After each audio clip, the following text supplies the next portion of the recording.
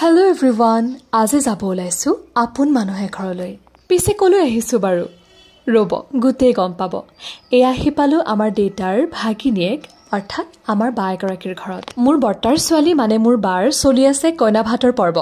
গতিকে আজি ঘৰত কালি সি ঘৰত আৰু বাৰ লগতে আমাৰো ভাল দিন চলি আছে। কাৰণ ঘৰৰ মানুহবোৰে যেতিয়া বাক ভাত খাবলৈ মাতে তেতিয়া আমাক ভনীয়ে কেইজনীকো মাতে। গতিকে খুব মজাৰ দিন চলিছে। চাহ পানী খাই অকনমান আড্ডা দিয়াৰ পিছত সকলোৱে ভাত খাবলৈ বহিলো। আৰু থালখনটো দেখিছে ইমান গৰমতো বাই যে আমাৰ কাৰণে ইমান আয়োজন কৰিছে। তাৰ পিছত আহিলে কইনাৰ আশীৰ্বাদ লোৱাৰ পৰ্ব। এই আমাৰ ভিনদেউ আৰু এয়া হৈছে আমাৰ দেউতাৰ ভাগিনীয়েক, আমাৰ সকলোৰে মৰমৰ বিউটি বা। তাৰ পিছত সকলোৱে বহি আমাৰ জন্মৰ সময়ৰ পৰা এতিয়ালৈকে যিমান যি ঘটনা মনত পৰে সকলোবোৰ পাতি পাতি আড্ডা দি আছিলো। সেইখিনি সময়তে আমাৰ চকুত পৰিল এটা বস্তু।